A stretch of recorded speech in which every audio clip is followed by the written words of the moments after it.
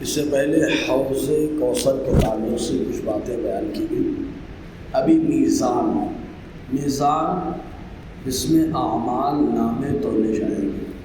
اللہ تبارک و تعالیٰ قرآن مقدس میں فرماتا ہے والوزن یومئذ الحق فمن ثقلت موازینہ فاولئک هم المفلحون ومن خفت موازینہ فاولئک الذین خسروا انفسهم بما كانوا بآیاتنا یظلمون۔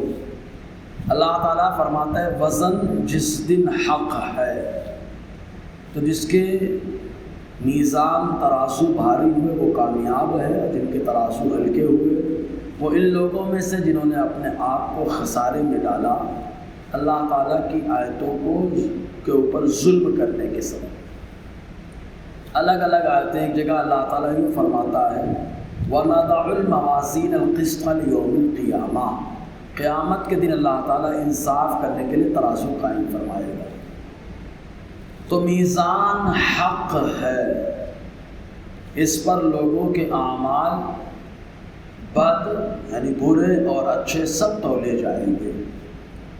نیکی کا پلہ بھاری ہونے کا یہ معنی ہے کہ اوپر اٹھیں گے۔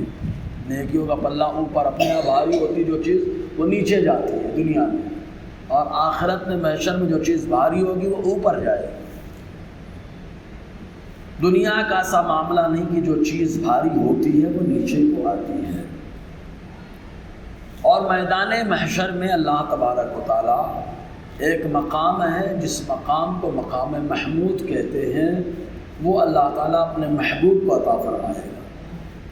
چنانچہ قرآن مقدس کے اندر اللہ تعالیٰ فرماتا ہے سورہ اسراء کے اندر عَسَىٰ أَن يَبْعَثَكَ رَبُّكَ مَقَامًا مَحْمُودًا، قریب ہے کہ آپ کا رب آپ کو مقام محمود عطا فرمائے۔ مقام محمود وہ جہاں پر تمام اولین آخرین سب حضور صلی اللہ علیہ وسلم کی تعریف کریں گے۔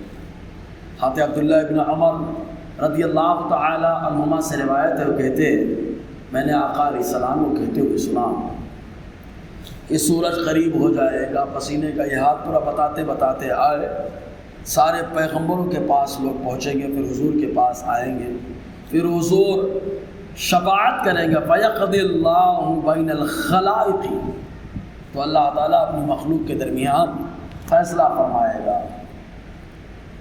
حضور صلی اللہ علیہ وسلم جائیں گے یہاں تک کہ جنت کے دروازے کی کنڈی کو پکڑیں گے، تو اس دن اللہ تعالیٰ اپنے محبوب کو مقام محمود عطا فرمائے گا۔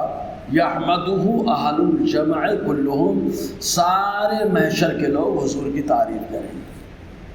ایک مقام پہ آیا آقا علیہ السلام یہ فرماتے ہیں انی لاقوم المقام المحمود یوم القیامہ، میں قیامت کے دن مقام محمود پر کھڑا رہوں گا۔ ایک انصاری نے عرض کیا ہے مقام محمود کیا ہے؟ حضور صلی اللہ علیہ وسلم فرماتے جب لوگ اپنی قبروں سے نکلیں گے، بدن پہ کپڑے نہ ہوں گے، ننگے پاؤں ہوں گے، سب سے پہلے ابراہیم علیہ السلام کو کپڑا پہنایا جائے گا۔ اللہ تعالیٰ فرمائے گا میرے خلیل کو کپڑا پہناؤ، تو آپ 2 سفید کپڑے بدن پر پہنیں گے، پھر بیٹھیں گے۔ اللہ تبارک و تعالیٰ حضور فرماتے ہیں مجھے میرا لباس عطا فرمائے گا، میں پہنوں گا۔ وَأَقُومُ عَنْ يَمِينِهِ مَقَامًا لَا يَقُومُهُ أَحَدٌ غَيْرِي، پھر میں اللہ تبارک و تعالیٰ جو جہت سے پاک ہے اس کی داہنی طرف کھڑا ہو جاؤں گا ایک ایسے مقام پر کہ میرے علاوہ کوئی اور نہ کھڑا ہوگا۔ اولین و آخرین سب مجھ پر رشک کریں گے، اسی مقام کو مقام محمود کہا جاتا ہے۔ سب حضور صلی اللہ علیہ وسلم کی تعریف کریں گے، حضور پر رشک کریں گے، اور اللہ تبارک و تعالیٰ اپنے محبوب صلی اللہ علیہ وسلم کو ایک جھنڈا عطا فرمائے گا، جس جھنڈے کو لواء الحمد کہا جاتا ہے۔ تمام مؤمنین حضرت آدم سے لے کر قیامت تک ہر کوئی اس جھنڈے کے نیچے ہوگا۔ حضرت ابو سعید خدری رضی اللہ تعالی عنہ بیان فرماتے ہیں کہ حضور صلی اللہ علیہ وسلم نے فرمایا انا سید ولد آدم یوم القیامہ، انا سید ولد آدم یوم القیامہ بلا فخر، میں آدم کی اولاد کا سردار ہوں قیامت کے دن اور مجھے اس پر فخر نہیں، وبیدی لواء الحمد ولا فخر، اور میرے ہاتھ میں لواء الحمد ہوگا، مجھے اس پر فخر نہیں، وما من نبی کی یومئذ آدم ومن سوا الا تحت لوائی، اور ہر نبی آدم علیہ السلام کے علاوہ سب میرے جھنڈے کے نیچے ہوں گے، جس کے نیچے آدم و من سوا، اس کی قاہر ریاست پہ لاکھوں سلام۔ تو حضور صلی اللہ علیہ وسلم کے ہاتھ میں اللہ تعالیٰ لواء الحمد عطا فرمائے گا۔ اس کے علاوہ اور بہت سارے مسائل ہیں، پرسرات کا، چونکہ ابھی قربانی کا معاملہ چل رہا ہے، پرسرات بال سے بھی زیادہ باریک ہے، تلوار سے بھی زیادہ تیز ہے، سواری کا اس وقت احساس ہوتا ہے۔ مثال کے طور پر آدمی جب ہوائی جہاز میں سفر کرتا ہے تو دو طریقے کے جہاز ہوتے ہیں، کچھ چارٹرڈ ہوتے ہیں جو ایک دم بس کی طرح ہوتے ہیں، پتنگ کی طرح لہراتے رہتے ہیں، اور کچھ ایسے ہوتے ہیں کہ پتہ بھی نہیں چلتا سفر پورا ہو جاتا ہے۔ تو پلسرات پہ آدمی کو سواری کی ضرورت ہوتی، یہی قربانی کے جانور سواری بن کر جائے۔ تو اسی نیت سے کہ بکنگ ہو جائے کم سے کم، کہ محشر میں اگر قربانی قبول ہوگی تو پلسرات سے جانے کا موقع مل جائے گا۔ تو پلسرات یہ کیا ہے؟ اس کے تعلق سے شریعت نے یہ کہا کہ صراط حق ہے، یہ ایک پل ہے جو جہنم کے اوپر نصب کیا جائے گا، جو بال سے بھی زیادہ باریک، تلوار سے بھی زیادہ تیز ہوگا۔